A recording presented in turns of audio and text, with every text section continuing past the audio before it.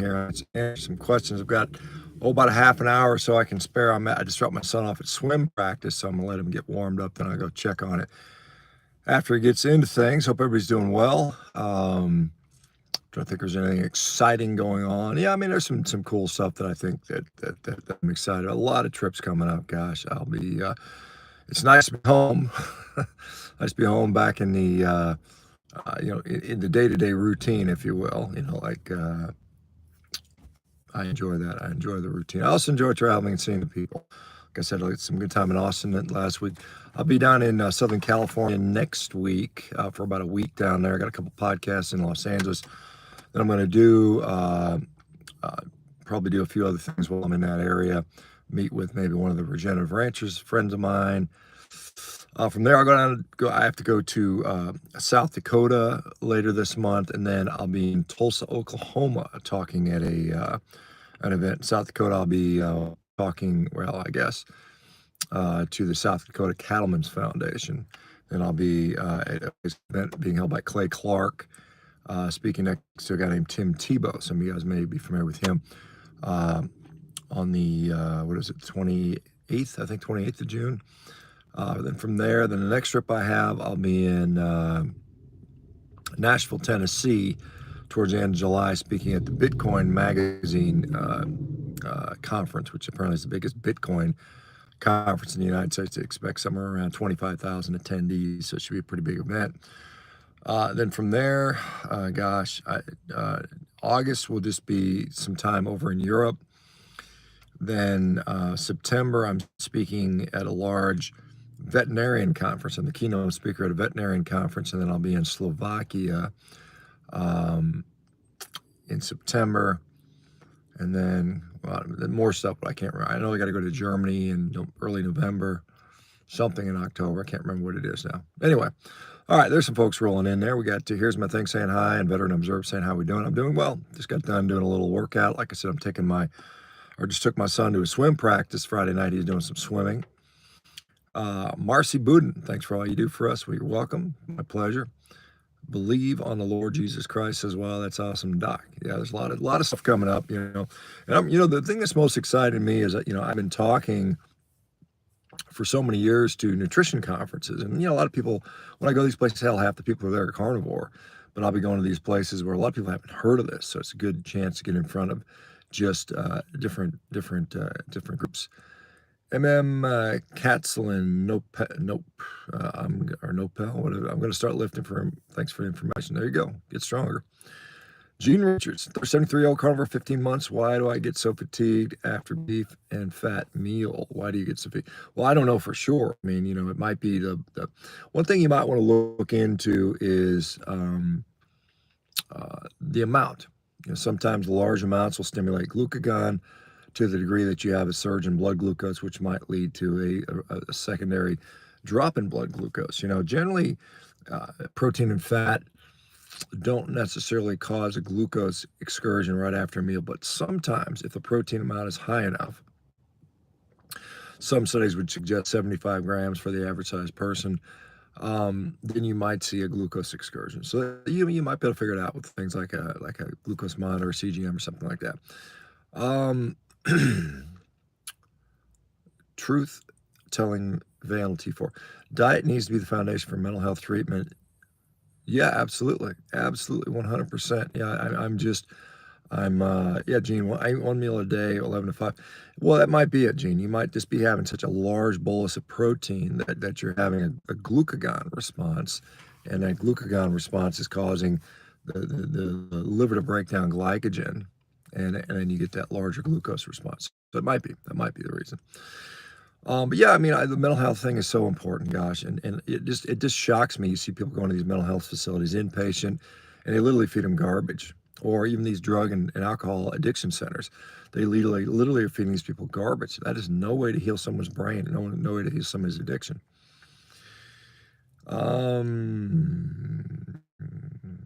Lily Leveroni, do you see all the negative videos Cole Robbins snake diet makes you? I don't, and honestly, I don't care. I mean, there's plenty of people out there saying negative things about me. If I were to worry about reference my video earlier today, if I worried about someone's words, I wouldn't get out of bed. I mean, there's plenty of people that say negative things about me. I don't, that's fine. That's their prerogative. I mean, I'll just keep walking the walk. I'll just keep getting people healthy, and people can criticize it all they want. I mean, that sounds just like, maybe they want attention or something like that. Who knows? But yeah, whatever. That's fine. All right. Anybody else got any questions here? Like I said, I've got about a half hour. It's almost 7 p.m. where I'm at. I'll shut this down at 7:30, and I go check on my son's swim practice. AJG662 says thanks from Canada. Thank you. You're welcome. Lily Leveroni says thank you as well. Yeah, one thing I wanted to elaborate on. I make these little short videos, and sometimes there's not enough time to elaborate. But that whole thing about the body positivity, beauty contest thing. It literally is an eating disorder. I mean, if you are morbidly obese, you have an eating disorder, almost pretty much by definition, right? Literally, if you're eating the standard American diet or standard Western diet, you pretty much have an eating disorder too, right? I mean, that literally is just awful. And but like this is an eating disorder, just like anorexia and bulimia is, and yet we don't see people that are end stage anorexics being celebrated. You can imagine put a little sash and a crown on them and call her, Miss whatever, Miss San Diego or something like that. Most people would be outraged at that. And yet why are we not? Well, some people are mad about the morbidly obese women winning beauty pageants. I mean, some people say, well, at least she was a woman. If you want to go farther down that rabbit hole, but it's celebrating this really bad thing that is leading other people to aspire to that. It's not that they should be shamed, but they shouldn't be promoted as a role model. I don't think they are. So I don't think anybody should be aspired to be unhealthy and diseased. I mean, granted, they might have a nice personality and other qualities and so on and so forth, but the reason that is promoted and anorexia is not is because here's why. Here's a sad reality. It's because those people they sell a lot of money. Those people, they are consumers of garbage products, and this is what it's all about: is keeping that cash flow alive. And so, if we're gonna say, oh no, you shouldn't eat all this processed food because it might make you obese, that's gonna cut into their cash flow. So instead, it's like, oh, let's just celebrate obesity instead. Anyway, we got Mr. Understood Warlock. Can I bulk up on the carnivore diet? Eating 3 ribeyes a day sounds great, but a lot of it. But is it mandatory or recommended for someone like me who's really underweight and dreams of gaining muscle?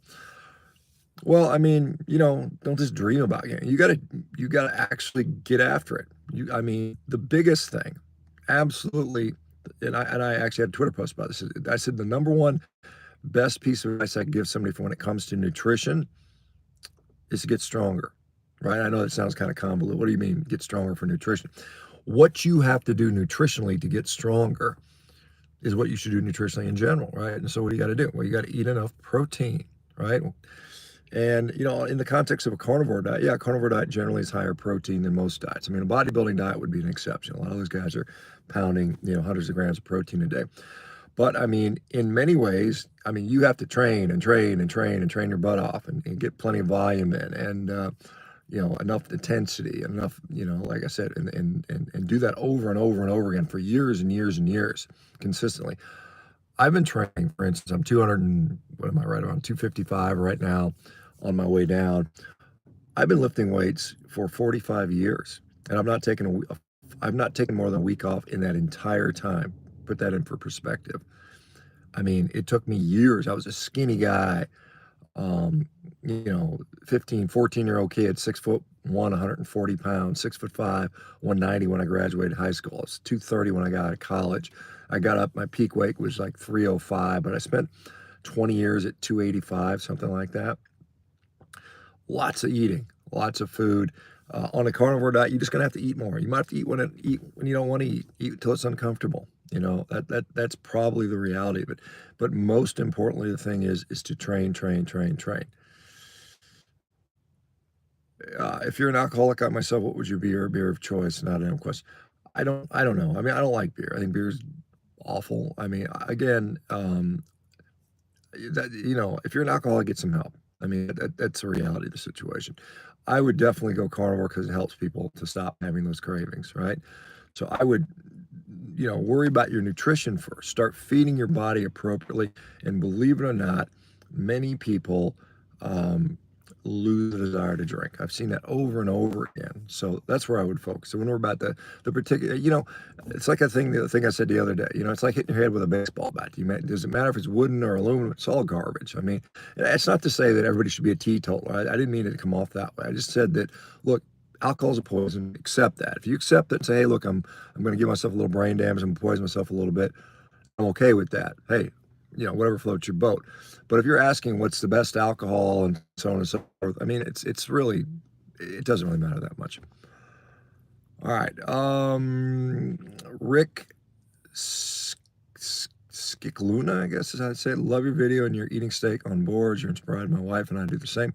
Bought 2 good quality boards. That's all we do. Yeah, I mean, it's so much easier, guys. It's really easy. I mean,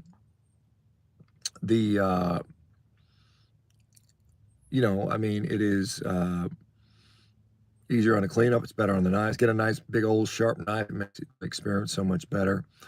Yeah, cutting boards just makes sense. I mean, it's literally, I rinse my knife, I rinse my cutting board, I have 1 fork that I'll throw in a dishwasher, and that's it. I mean, it's super clean, super easy. City says, Doc, would you think carnivore is appropriate if a woman does no exercise thoughts? Yeah, I mean, it's fine. I mean, I would prefer that you started doing exercise, quite honestly. Well, let me just back this up. Don't be sedentary, right? I don't know your situation. Maybe you got a bad knee or something like. Who knows why you but not being sedentary is more powerful for you than exercise, right? I mean, exercise is a cream is a sort of the icing, if you will, if you use that bad pun. But let me jump over. I've got a little $5 super chat or something, or whatever you call these things, from Dark Sky. How to recover faster from long COVID, dealing with various issues for 6 months after infection. Carnivore by itself is not helping. I'm only 26. I mean, there's a lot of people that, you might want to talk or look at the information that the people at the FLCCC have. I mean, they have a lot of information. Frontline something doctors. I can't remember what they call themselves, but they have put a lot of information out there regarding, some nutritional strategies, some supplements that might be helpful. Again, I think carnivore is good. I mean, make sure you get enough fat. I don't know what you're doing. Maybe you cut out dairy. Maybe I cut out eggs. Maybe go lion diet. Maybe go, pure beef, salt, and water. Go higher fat. Make sure you're focusing on your sleep. Make sure you're not being sedentary. Make sure you're active. Make sure you line up with the circadian rhythm. All those things are going to contribute positively to your recovery. It's not just about diet. So that's how I would approach that. Okay, hopefully that's helpful. All right, so back to the exercise with Sydney. Yeah, I mean, gosh, don't be sedentary. Yes, a carnivore diet is absolutely appropriate for really anyone, regardless of exercise. Again, my obviously bias is yes, you should start exercising. When you feel good, start exercising. At least how let's put it that way. So most people that started doing this diet, and before it was called carnivore diet, before I, popularized the name carnivore, back in, 2019 when I wrote my book, or published my book rather. It's a good book, by the way, if you guys are interested in the book. For Father's Day, it might be a good gift for people. If you want to give something, instead of giving your dad socks, give him a damn book on the carnivore diet and see what he thinks on that. But yeah, I mean, the majority of people that came to this diet were not exercise people. They were people that were really sick, and they used it to, again, put diseases into remission and so on and so forth without exercise. Now, like I said, when you start feeling better and you start feeling healthy, I think you should. I think that's very important. All right. We got Miss Infinity. Don't eat meat. And then further down, without me. I like that. Tay Alien. General carnivore advice for hormonal acne. Well, I would certainly look at dairy as a component. I think that is, in my experience, most people that still continue to have skin issues it's probably related to dairy. So that would be number one. Again, like I said, the sort of the default advice when you're already been on carnivore for a period. I mean, I don't know how long you've been doing it for. If you just started it, hey, maybe it takes, and here's a general advice I would give anybody. If you're going to do a carnivore diet, commit to doing it for 3 months. I mean, because, a lot of times it takes 6 weeks, 8 weeks just to adapt. And most people's benefits start appearing at least by 3 months.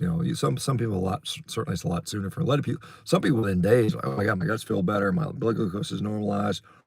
But and why do I say 3 months? Well, because I collected data on about 12,000 of you guys doing this diet, and I specifically asked, when did you note the major improvements? And most people by 3 months saw something. All right, Burns Aquatics. Oh, that's interesting. I'm at Snohomish Aquatic Center with my son right now. Hi from Michigan, Dr. Baker. Good to see you, man. Or ma'am, I'm not sure which. Jones R227. I've been strict carnivore for a couple of years, but do not have lost any weight. I have visceral fat. What can I do without starving myself? Well, and here's what I took. Excuse me. Sorry about that, guys. I certainly do consultations individually. So if you want like a detailed response, we can talk about what may or may not be going on. That's certainly possible. I think you can go to the link in the bio from YouTube, or go to carnivore.diet, and you can book a 30-minute consult with me. I do that 5 days a week, basically. But yeah, I mean, carnivore itself may get you to a certain level, and it may be enough. It may not be. For many people, it is. It may have to do with how much you're eating. It might have to be with how much fat you're eating or how much fat you're not eating. It might have to do with what else you're doing, what other levers you can pull. So, I mean, a lot of things that go into that. Truth-telling vanity for struggling with buying sweets, candy, and any tips over.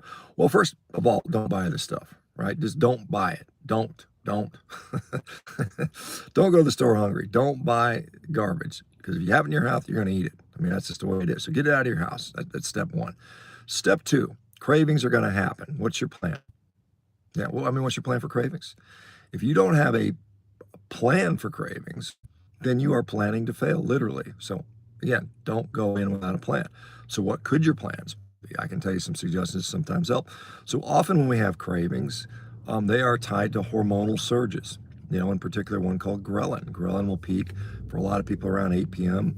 And that's when you're hungry. And then you start looking around, and you know where that candy is. You're going to find it, right? Even if it's in the back, way in the back somewhere, you know where it is, and you eat it, right? So if you don't want to do that, which I think may be a good idea, maybe not, giving into these cravings, what can you do instead? Well, you got to know those cravings only last for a set period of time, typically about 30 to 45 minutes, or how long cravings last, because these hormones will surge. Here's like a sort of case in point to sort of put some more clarity behind this. If you ever, like, it's been nighttime, maybe you had dinner earlier, and you're just kind of hungry, just looking around, looking in the cabinets. I want something to snack on before I go to maybe something sweet, and you don't find anything. Oh, damn it, I don't get anything. But you go to bed without it, right? You wake up the next morning and you're not hungry. Why is that? It's like literally 8, 9, 10 hours later, you were hungry earlier, but now you're not hungry. Why would that be? Well, again, it's because of these hormonal fluctuations. And so, again, if you realize that it's a hormone thing, you realize that's time limited, then you can have a plan. What can I do for 30 minutes? What can I do for 45 minutes? Can I distract myself? Can I go for a walk? Can I exercise? Can I call someone on the phone? Can I read something, watch something? Who knows? I mean, can I do something that I can eat that's better for me, right? Maybe I'll have some kind of carnivore appropriate snack. Maybe I will just drink a bunch of fluid. I mean, that literally works. I mean, you literally can fill your belly up full of water, and that'll kind of keep hunger away for like 30, 45 minutes, which may be all you need. So have a plan in place, right? But don't buy this stuff. Don't bring it in your house. Alex NX, have you had anybody claim to have improved hearing? I have felt on carnivore my hearing is better, but I suspect it's due to higher brain function, so I'm able to assume and process words better. I have heard that. I have heard some people claim that their hearing has been better. I mean, a lot of visual people, a lot of people say they can see better. So yeah, I mean, I think there's some general improvements that can happen neurologically, brain function wise, for sure. Inflammation might be driving some of the hearing loss. So yeah, I mean, yeah, it can happen. I've seen it before. Pete the Squatchy saying thanks. We are in the last days is saying question, are electrolytes bad for people with kidney problems? No.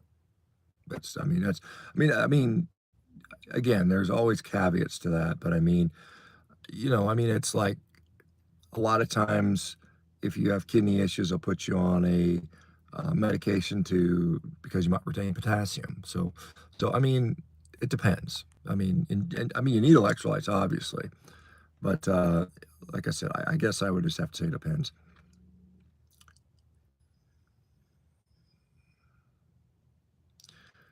Burns Aquatics, is the quality of fat in pork worse than in beef, or is it just the ratio of fat to protein? I mean, it really, again, this is another one of those it depends questions. I mean, um, pork is eaten around the world as the number one uh, animal meat in the world, I believe, largely due to the consumption of pork in Asia. Remember, there are 4.5 billion of the world's 8 billion people live in Asia, and they all eat pork, or most of them do, right? So, uh, and a lot of Asians live a long, long time, particularly those in Japan and Macau and Hong Kong, and they eat a hell of a lot of pork. So I don't think that pork is necessarily inherently bad for us. Now, there are many, many people that just don't do well with pork for whatever reason. I personally think that beef tends to be quote unquote safer than most other meats, most other animal meats, even though most animal meats are fine. It just tends to be the better tolerated one. Beef and lamb, I should say. I think they're equally on footing there. Um, are there differences between the fat content of qualitative difference between the fat content between pork and beef? Yeah, of course. Different amounts of things like oleic acid versus stearic acid, and they may have some subtle differences to people. But in general, I can't, with a broad brush, just say beef is always better than pork because it's not. But I would say that given most people's, at least people on the carnivore diet that I'm familiar with, most people tend to gravitate towards beef, maybe tolerate beef more so often than pork. So, but anyway, try it and see. See how you do. 2:30, yeah, doc, I don't eat egg whites because of an allergy, so I eat only the yolks. However, they make me feel tired an hour after eating them. Any ideas as to why? Um, yeah, I mean, you know, egg yolks, the reason a lot of people have allergies is often protein related, right? Protein tends to be more uh, uh, allergenic, I guess, in a way. And egg yolks are not free of protein. If you did a nutrition search, yes, yolks are where all the fat is, basically, or the vast majority of the fat is. But there's still some protein in that yolk, and so you might still even be sensitive to the yolk. So you might just have to dump it entirely for a while. Now the good news is you might be able to regain tolerance to those things after a period of time as your gut heals further. So that might be something that you might be considering. The other thing is if you're eating a lot of egg yolks and a lot of fat at one time, it may just be too much fat at one time. Just like when I earlier talked about too much protein at one time, equally too much fat in one go could potentially lead to gastrointestinal irritation. Stephen Thurman, are you working on a large project involving carnivore doctors and health insurance companies? Am I mistaken? Yes, I have a company called Revero. I'm the co-founder and chief medical officer of. We are a digital healthcare platform that is licensed in all 50 states. We are onboarding. We've got something like 11,000 patients on our waiting list, and we're bringing them on slowly. We just, in the last few months, started bringing our first cohorts in.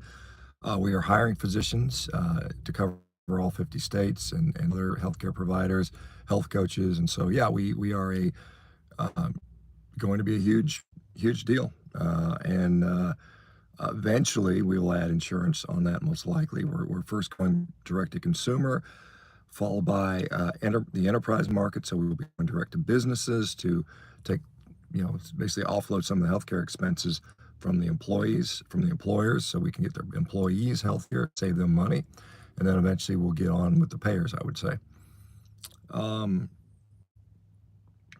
Stevie Wonders, any tips for ulcerative colitis? I think carnivore is great for ulcerative colitis. I would go as strict as possible. I would do it for 6 months. I would do I wouldn't include eggs. I wouldn't include dairy. I would just go beef, salt and water, or beef, lamb and water, the best you can. And that's what I would do. So anyway, Gene Richards, 120 pounds, 6 foot when I started carnivore, up to 155, gained 3 pounds a month. There you go. It's not just about weight loss. Like I said, it kind of normalizes people's weight. If you're too skinny, it makes you put on weight. If you're too fat, it makes you lose weight a lot of times. So anyway. All right, what else we got here? Matt's gone fishing. Any experience with carnivore diet or suffering from mast cell disease? Yeah, I've seen a few, not a few, more than a few, several, probably dozen now that have had mast cell activation syndrome or mast cell disease, and it has been helpful. But it takes a while. It's one of those things that takes a while, and you might have to, again, be very mindful of the type of meat you eat, the age of the meat you eat, those types of things. But yeah, it can be helpful. David, a certain type of steak in 2020 was $13 a pound, now $56 a pound. I'm in Canada. I'm sorry to hear that. That is the support your local ranchers, guys. I mean, that you probably get it direct from a rancher cheaper, I would bet. Alcohol is an addiction just like sugar. Yeah, absolutely. I mean, there's no doubt that there are alcoholics. Interesting, alcoholics, at least in the United States, the prevalence of alcoholism is about 14% of the population. That is largely sort of suggested that food addicts are about the same number. And, again, you can call it sugar addiction, but really you could say addiction to sugary foods, because very few people just eat straight up sugar. I mean, maybe some do. Usually as an act of desperation, I can't find any chocolate or cake or donuts or ice cream, but generally it's sugary food that really people seem to be even more addicted to. Yeah, dark sky, the NAC supplement. Yeah, again, that's another one, the N-acetylcysteine, is one of those things that a lot of people are talking about for that long COVID stuff. Back to that question. Pocahontas, 1962, I walked an hour today. Well, good for you. Awesome.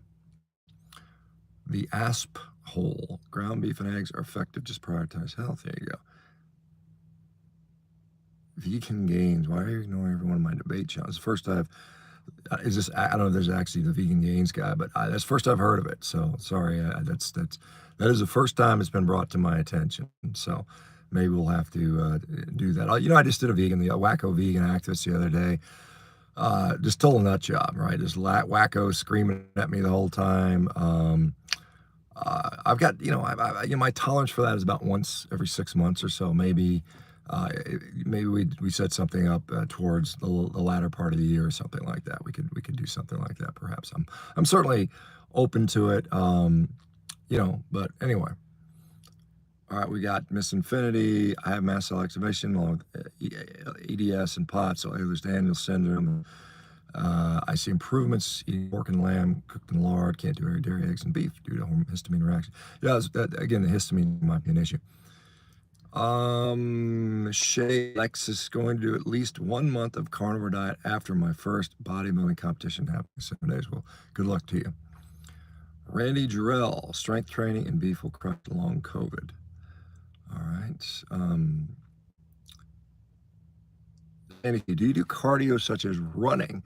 I do a lot of, VO2 max training based on a lot of sprinting. So I do a lot of sprint intervals. Like I just did some bike sprints tonight.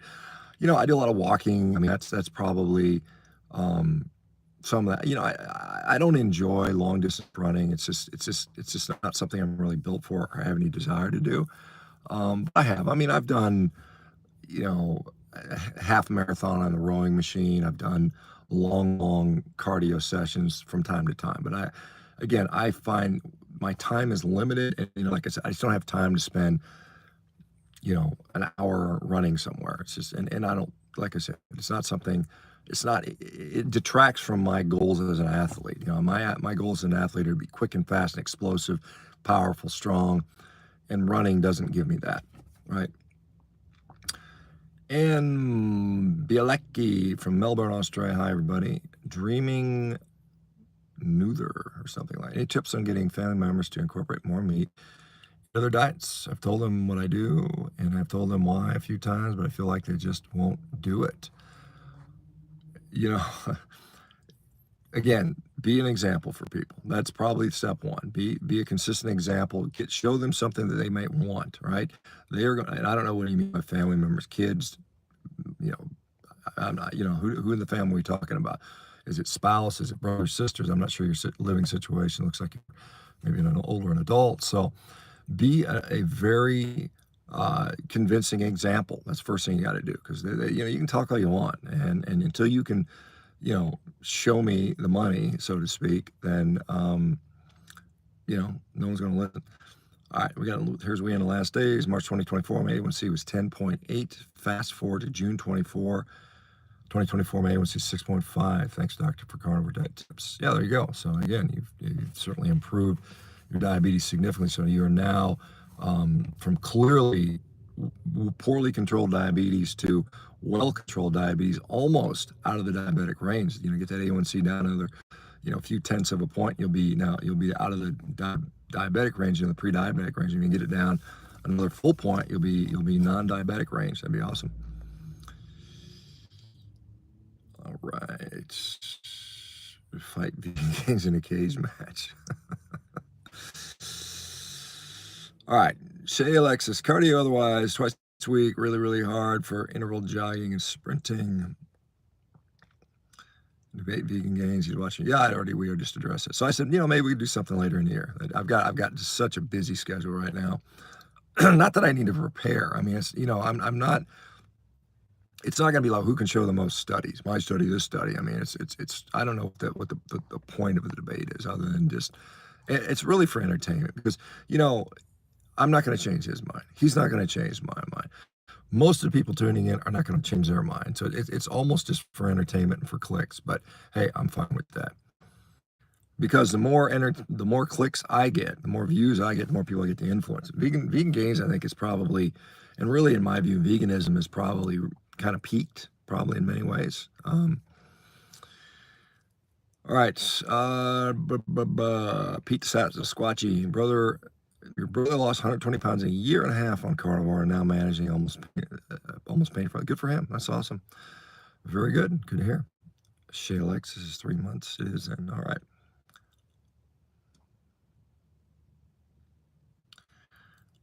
All right.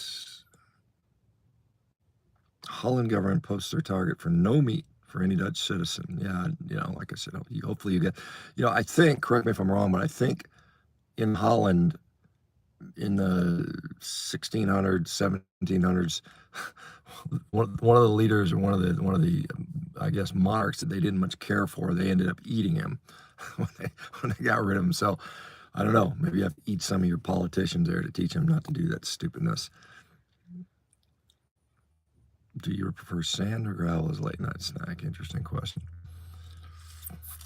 You know, it's kind of like, you know, I mean, hell, I mean, people eating fiber. I mean, fiber pretty much can't digest that either. So maybe you can do some sand or gravel and get the same sort of benefit, I suppose. I'd like to see a video on fermented foods with carnivore. You know, I'm not, you know, I'm not much of a fermented foods guy, but anyway.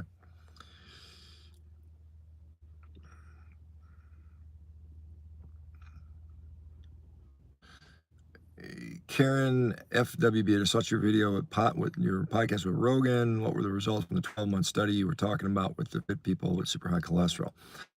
Yeah, so I mean, that's Matt Budoff's study. So he presented that on, I believe, on December 8th of last year, at preliminary results showing 100 people with super ridiculously high LDL cholesterol 3, 4, 5, 600, and they did CT angiography on those people, and what they showed was those people with super high cholesterol had no increase in plaque compared to people without high LDL cholesterol, and both groups were healthy.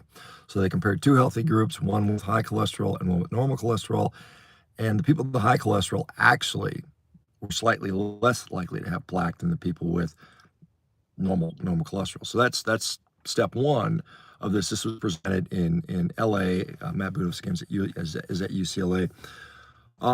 They have, again, the 1 year data was finished at February. So they did initial data on these people that are all on ketogenics for 5 years. Their average age was almost like 57 or something like that.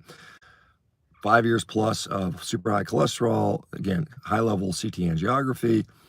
1 more year they went And they finished that in February. Now, those results he has not released yet.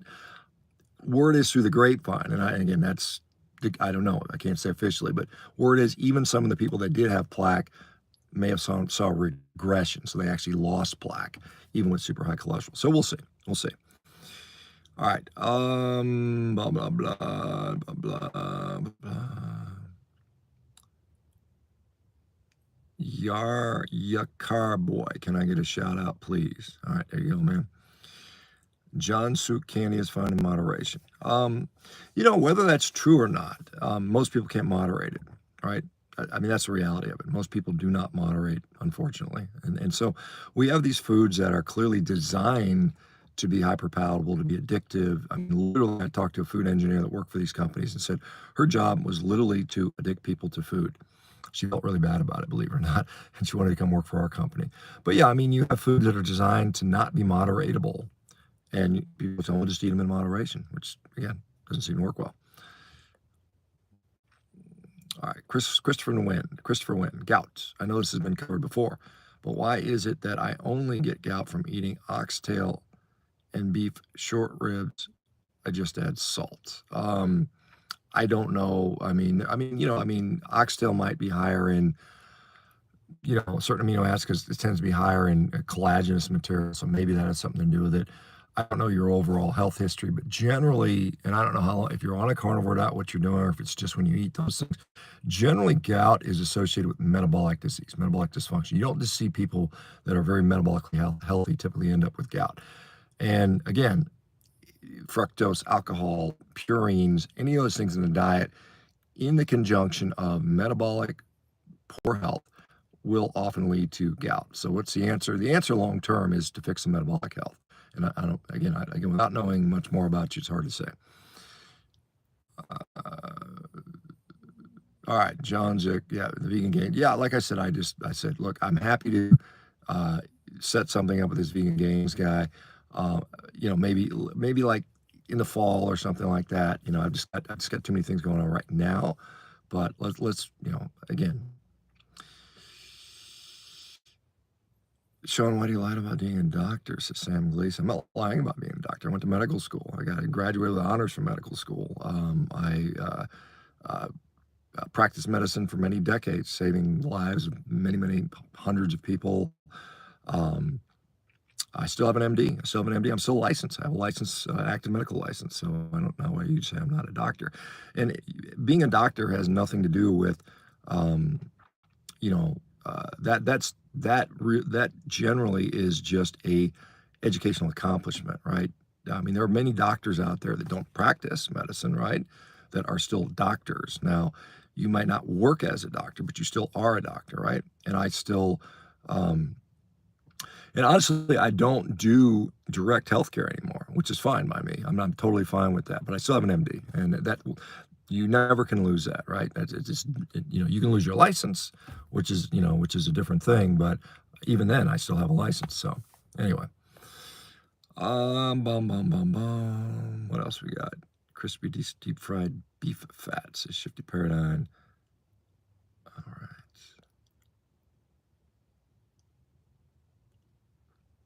Let's see if we got some realistic questions. All right, Neil Cox, thanks for all you do. Just got my 8-month lab and everything is outstanding. LDL is 150, but triglycerides are 59, HDL up to 53, and labs are, and your analysis is excellent. So here's, Neil, I don't know anything about you, but I'm guessing, and I don't know, with relatively low LDL, I don't know what your BMI might be higher, and you might have been losing weight. So correct me if I'm wrong on that, but all right, we got another $9.99 question here from Nav. All right, carnivore day 22, just beef, bacon, and eggs. You usually get a normal stool in the AM and maybe 1 or 2 loose stools. During the day, I do have IBS. I've been dealing with loose stools. Any recommendations? Yeah, I mean, IBS, whenever you have a primary gut-related issue, whether it's, IBS, irritable bowel syndrome, or IBD, inflammatory bowel disease, i.e. Crohn's or ulcerative colitis or GERD or all the myriad of things that affect our gut, I think it takes longer. I think it takes probably 6 months to resolve that in many cases. But with regard to maybe loose stools, in many cases, it has to do with fat consumption. It has to do with, and particularly rendered fat. There is a limited amount of fat that we can absorb at any one time. We need it. I mean, we need the fat if we're not eating carbs. So it's got to be our source of fuel, because, you need energy from somewhere. Protein's not, ideal for fueling us. So the question is, how much do you need? And let's just say for ease of math, it might be 200 grams. You might need 200 a day, that's 1,800 calories, just to kind of, fuel yourself. Now, you may only tolerate 75 grams in a meal. And if you exceed that, you end up with these GI symptoms, including diarrhea. So if you need 200 and you can only tolerate 75, that means what? You got to eat 3 times. You have 3 meals, right? So just that sort of calculation. The other thing around that is the fact that rendered fat, liquid fat, butter, bacon grease, hamburger grease, whatever it is, if it's already liquefied and it gets to your stomach, and your stomach really doesn't have much to do with it, as opposed to if you eat like a well-marbled steak, right? That fat is still bound to the protein matrix. Your stomach literally has to spend 2 or 3 hours breaking it down, turning it into liquid, and then slowly, little by little, it gets released into the first part of our small intestine called the duodenum, and then slowly gets absorbed a little at a time. However, if you have pure rendered fat, it's already liquid when it hits your stomach, so your stomach really doesn't have nothing to do with it. So then it gets released into the small intestine in a big amount, and then you often end up overwhelming your capacity to absorb it. So that's probably what I see most often. Now, again, obviously you want to rule out to have an underlying infection or some other issue going on and make sure that's been properly addressed. So those are the major things I would consider primarily. All right, thanks for the, I guess you call it a super chat, I think. All right, I got a few more minutes, just a couple more minutes, and I got to go, guys. All right. Jeep Australian mother is 86, went to the doc last week for a driver's license. I checked. He was shocked, said her eyes have gotten better. She notices the smaller words she normally struggled with isn't anymore. Yeah, I'm not surprised. I've seen it before. Good for her. I don't know if you didn't mention what diet she's on. I'm assuming she's eating carnivorous. Maybe I'm wrong on that, but if so, or either way, whatever she's eating, good for her. That's awesome. Okay. All right. Looks like we got I've never seen that before. It looks like a little, somebody gave me it's like a Renfo. It's like I guess it's a super chat, like, thank you for that. Appreciate it. And then we've got one more from Mark Rose. This is from Canada. I guess it's a Canadian $5. So almost a real dollar. Thoughts on methylene tetrahydrofolate reductase and carnivore? The whole sort of, we have these people with these mutations, MTHFR mutations, which are very, very common, by the way. Almost half the people in the country have them. I really don't think clinically it makes a difference. Now, it might affect your lab work. You might show lower levels of folate or something like that. But what is it doing clinically? I'm not convinced it makes a big difference. I don't think it makes a much of a clinical outcome difference. What could you do? Maybe you have a little more folate. Maybe you eat maybe a little more folate-rich food, whether it's eggs or seafood or liver or something like that. There's things you can do with that. But again, when I see people with low folate, and I tend to have a little bit lower folate, asymptomatic, no signs of symptoms or of anything, and what are some of those symptoms that you might see? Well, megaloblastic anemia would be one. This is where you get big red cells and you're anemic. You might have like ulcers in your mouth. There may be some general non-specific type of deals. Obviously, if you're a pregnant woman, neural tube defects are an issue with low folate. Again, the serum numbers